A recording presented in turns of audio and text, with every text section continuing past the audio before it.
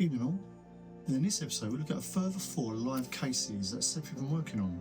We look at flying owls in New York, weird clouds, a UFO sighting in Colorado, and we examine a 1999 NASA photograph that allegedly has captured a non-human biologic in space. So, let's take a look.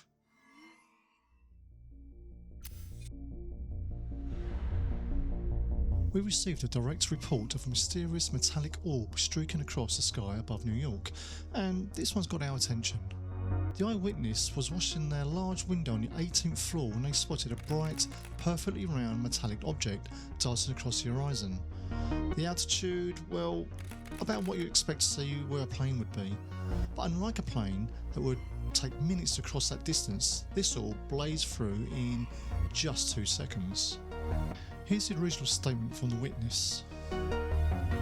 I was washing my large window on the 18th floor in Syracuse, New York, when a very bright, round, metallic object at a distance, where I might see a plane once in a while, passed my entire horizon in roughly 2 seconds, which would take a plane several minutes. And that's all I can tell you. It's still significant. We've looked at it in Ep4, our Paranormal Investigations database, ensuring it's officially recorded for historical tracking and future analysis. So huge thanks to the informant who shared his first-hand account with us. As for now, we've marked this case as no further action, but that doesn't mean it's forgotten. So if you've witnessed something strange in the skies or anywhere else, don't stay silent. Ep4 is waiting to record it.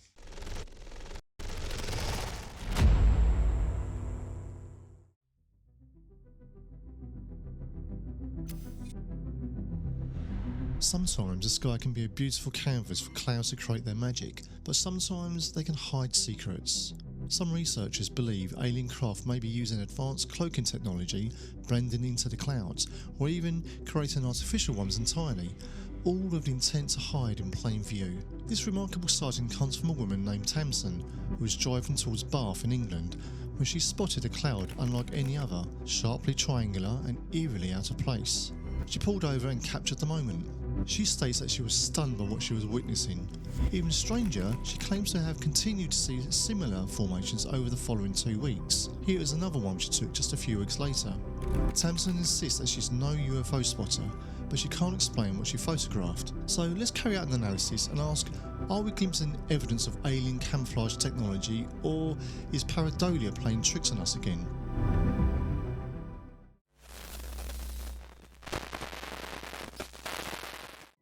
So here we have the picture we're going to analyse now. You see it's a nice triangular shape there, and what we need to do first of all is rule out the natural before we go supernatural. So we're going to analyse the object itself and its surroundings. So what we first thing I can notice here is some glare. The informant told us that she pulled over and took the photograph, but we've got some glare quite close on the lens, that streak you're looking at now. And along the bottom you'll see got that sort of line going across, which does really indicate there's glass between us and the object itself, the photograph. So I am suspecting that this has actually been taken from within the car. I'll have to really clarify that with the informant herself. So yeah, let's have another look now at the actual object and its surroundings. So let's look at the grass. We zoom into the grass. What we're looking for is natural pixelation around the grass. So we're looking at the backgrounds. So we don't always focus on the main object, we have to look at its surroundings. So zooming in, you can see the pixelation quite nicely there with its natural glow around each object. That's not a paranormal thing or supernatural thing, that's just how JPEGs are compressed when you take images. So it's quite normal and I've got no concerns about that. And then compare that with the object itself. Now we're just trying to make sure that this cloud has not been superimposed. So I'm looking very closely into the pixelation, which to me looks really nice and smooth. You see those edges, it blends into the background really nicely. If you look at the corners, see there's nothing there to concern. So my first impression is that this object has not been superimposed. It is there, which is the one of the first hurdles you do when you analyse photographs.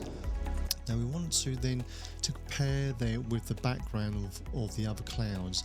Do they look the same? Now we've got a light source here. We've got to open the clouds, so it's hitting our triangular object, which lights that side up. So let's just put a filter on and just sort of bring that out a bit more. So I'm just using the curves. Gives it more prominence, we can see it more. You can see where that light's hitting its left side more, making objects appear harder and more solid. But it's completely in keeping with its surroundings and the way the other clouds are performing. You can see all the others look exactly the same under the same exposure. It's not indifferent. It's not under different lighting conditions, because if this was artificial, the lighting wouldn't be exactly the same. But I'm quite happy that it all looks natural to me. In this case, I'm going to rule this as a natural phenomenon and nothing to do with extraterrestrial visitors. And here is the second image. We're going to do the same thing, so we can obviously tell this is inside the car. Clearly see that. And what is that? Is that a transformer, or is that one of those radar detection units that I don't think are legal in the UK? Anyway, let's ignore that. Let's have a look at the main features. So again, we have this nice triangular shaped cloud. It's a good capture, definitely good capture. So again, we're going to be ruling out the natural before we go supernatural. So let's just zoom in on these trees a bit more and just see how the pixelation is working here. It's very blurred, as you can see, but it matches the object too. We've got some artifacts here, and over here. I believe they're just on the windscreen themselves, so they're nothing really to worry about. They're not in the sky. Because of the way it's pixelated so badly here, it tells me it's closer, so it is on the windscreen. So the image itself, yes, we've got a nice sort of triangle shape again. It's not perfect. We've got this part here, it's quite rough going across here, and yeah, so again, it's not perfect. And like the other one, really, you know, we could be well, we are looking at another natural phenomena. So let's just put the curves on just to darken these bits here, make it a bit more prominent there. And again, it's reacting the same way as the clouds are behind it. So the colorization here, it's not any different to anything else. It blends in with its backgrounds, so you can see here even more so. So I'm quite happy again that yes, the image is there.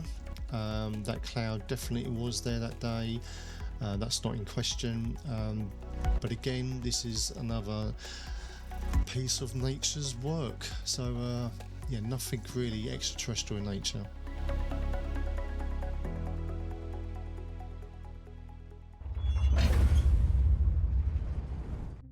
While this case doesn't appear to be of an extraterrestrial origin, it's a powerful reminder of the awe-inspiring beauty and elegance of our planet. Mother Earth continues to surprise us in ways that blur the lines between the natural and the supernatural. We appreciate the eyewitness report, and after review, we are logging this report as solved. Natural phenomena.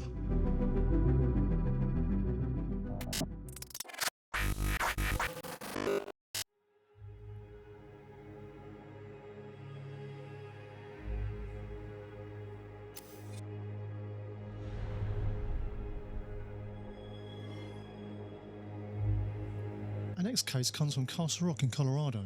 Kay Rose Golden reports that on the 4th of December 2023, she was putting out the trash when she noticed a very bright light in the sky. She instantly felt a chill go up her spine and instinctively rushed indoors to grab her iPhone and took this footage. Colorado. What are we looking at here, folks? Another one of those unknowns out there over New Jersey? This looks just like the one I saw last week. Try not to close in on it too much, then it becomes too grainy.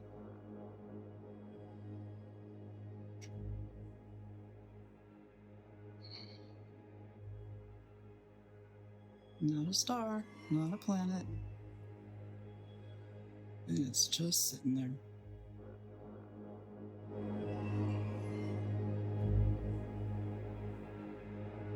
So all we have here is a brilliantly lit object hovering in a December night sky. Kay reports crystal clear conditions with no visible obstructions, which unfortunately makes it impossible to estimate a size and exact position because we literally have nothing to gauge it against. We don't even know the direction. Kay also wanted to add that she sensed that she was being watched throughout the whole incident. Being watched, now that's something this channel would like more of. In the aftermath, Kay got in touch with the investigative journalist Linda Moulton Howe and they discussed the sighting between them. Sadly, the original footage has vanished into the digital Bermuda Triangle, so we're left with this clip and our collective opinions. You may also know Kay from her book Into the Grey's Abyss, which dives deep into the realm of abduction cases. It's on Amazon of course, and we've got the link in the description. With nothing left to analyse and no aliens stepping forward, we're having to close this case as NFA.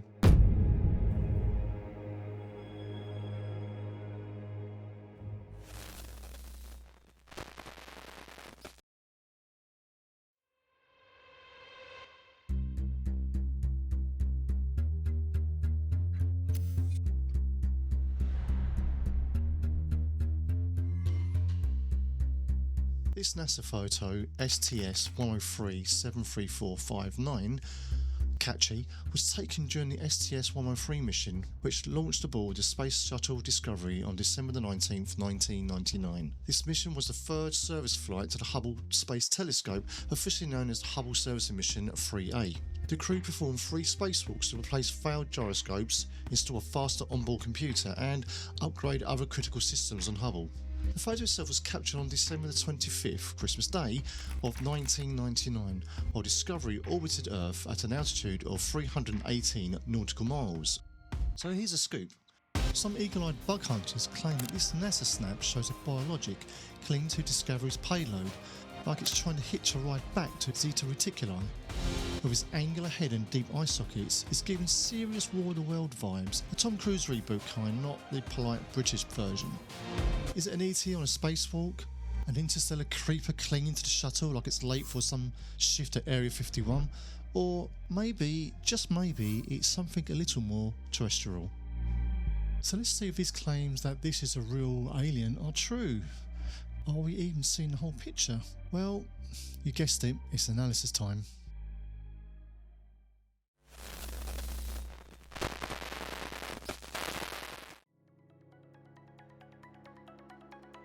Okay, and welcome to the next analysis of the video today, and this one is focusing on the NASA image, the STS-103 mission, the one where people are allegedly saying that there's a non-biological entity or non-human biological entity sitting on the outside of a payload on the Discovery shuttle back in 1999. So this is the image. Let's have a quick look at it.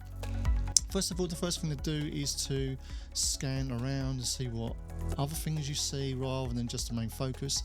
Here's the main focus of this chap allegedly sitting on the outside of the payload. But let's have a look around. We have like an anomaly there, a light source which doesn't appear to be reflective in the glass, so it could be external. I mean, is that a UFO? Who knows? We have these dots here which could be external as well, could be space junk, satellites, anything really, stars. We also have reflections shown in the glass. Remember, we're looking outside of glass here, so we're going to get these reflections here. And we've got the multiple colours because there's multiple layers to the window. And the window in the Discovery was made of 3 layers, which I'll put the details here for you. And they're all required, so you know, one's heat resistant, one keeps the atmosphere within the cabin, and the other one's protective. So we're going to get double reflections of things, and also you're going to get colours changes as well. It's the same thing when you point your smartphone out at the sun and you get this greeny blue hue showing. It's just a protective coating on the actual lens itself, and this is no different from this lens here. That's why we've got the 2 different colours. And then we've got a nice light source hitting the payload right here, so that would be the sun bouncing right off that, and you've got the beams of light coming from that, and more importantly, these 2 objects here, they're not objects, they are artifacts from this, they're reflections. And you get the 2 colours because we have the multiple panes of glass within the Discovery shuttle itself, so they're normal. So we've got the blue in, we've got the sort of very strong yellow there, but also the kind of blue, and you've got the green there because it's a bit weaker. We also then have reflections or flare shown here, again blue. If you scroll down and I change the exposure a little bit, it kind of highlights it a bit more. You see this all exposed, and that comes out a lot clearer as well. Let's just take that back down to its original, and let's have a look at the alleged alien itself. Okay, the first thing to note is that it's not solid. Look at it. It's bleeding through onto the solar panel, and it does actually go through this, I don't know what this is, this attachment on the outside. It's bleeding into that as well. Okay, this is just also a reflection. It's not his knee or anything like that. And then you may think, well, it's sitting behind the bar. Well, is it? Let's have a quick look and a closer look. If you look very closely, it doesn't bleed it's not behind the bar, it actually bleeds in front of the bar. This is more blue than this. This is more white, this is more blue. That's more blue, that's more white. So it is actually bleeding through to the front of the pole. And look at this blue part again. Just kind of slightly change the colourings on this and make the adjustments here. You can see that the blue is there, so it's white, white, white, blue, blue, blue, blue, blue, blue, blue, bluey. Not the cartoon character Bluey. Well, you kind of had that coming. But you can clearly see that it bleeds through, and we do have more white pole, and it's more of a blue pole. So this reflection is in the foreground, it's not in the background. And I can say that with some confidence. Let's have a look at this pole. The pole goes down. Obviously there's a real technical word for this pole, but it goes down, connects to this rig in here, and then connects to the solar panel. So I would say that this pole is in line with the solar panel. It's not further forward, it's not in the background, so it's not the foreground, it's not the background. It's in line with the solar panel. However, our Mr. Alien bleeds over the solar panel, and if I take exposure up, wow, look, you can see that's really clear. That's bleeding through and onto the solar panel, which means, ladies and gentlemen, that this is not sitting behind the solar panel, or in fact not even sitting in front of the pole. It's a reflection. This is in our foreground, it's not in our background. And then the alien hunters make a lot of sing and dance about this, but seem to forget his brother behind him, which is, yes, you guessed it, another reflection. It's doing the same thing. That's bleeding through onto the solar panel. Now, it doesn't look so much so on the pole because, as you can see, the sun source is very strong, a lot stronger there, so it's more faded. But they are both bleeding through. They are both reflections of each other in the pane of glass within the Discovery, which, as I said, is made of 3 layers. So, and here is a telltale of the glare. These are all glare. So as much as I'd want to say that NASA is lying to you, it's caught biological entities sitting outside Discovery, first of all, why on earth would an alien that could breathe, well, doesn't need to breathe atmosphere, sit on the outside of a payload? That's the first question to be asking yourselves. 2, why is it faded and appears to be bleeding onto the solar panel? Well, it's not, is it? You know, it's just, and 3, why would NASA allow the photograph if it really thought that? And I kept looking at this alien thinking, where do I know this guy? Where have I seen this image before? And then it came to me.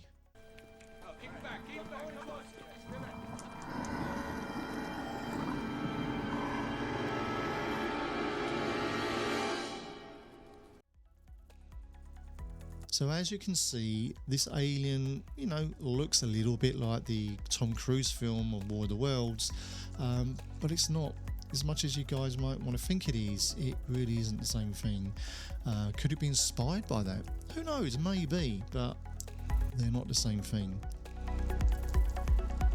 So I'm afraid, guys, that my analysis is that this is like refraction or reflection, simply shown from the inside of the glass from the Challenger itself, and nothing more. But I only present the evidence. This is the analysis. You guys are free to make up your own minds.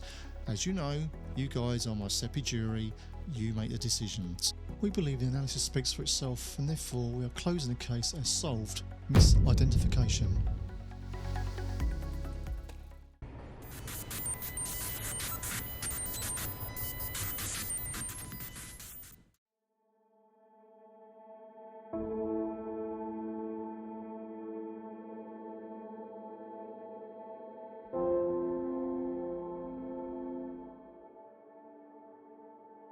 So, as we've seen, when it comes to the paranormal, seeing isn't always believing. Although we close cases based on all available evidence, we're always happy to be challenged with information that will either back up our analysis or completely overturn it. Because that's the beauty about being truth seekers. We're not out there to be right, we're just there to be honest.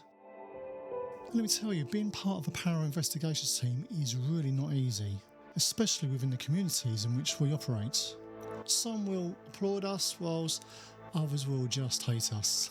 But you know what, that's fine. We'll keep showing up, uncovering the stories, presenting the evidence, and keep chipping away at the truth, no matter how uncomfortable that truth may be. As I always say to people that have joined this agency previously, you have to really suspend your belief system. If you are unable to change your belief system, you're going to really struggle. So whether you've captured a compelling sighting or plagued by demonic entities, please come to us directly and let us know. Report it at www.sepi-agency.com and we'll look at on our online system called FEAR. And please don't forget to like and subscribe to the channel because it will really help us out. And as they say, the truth is out there. And we're just getting started.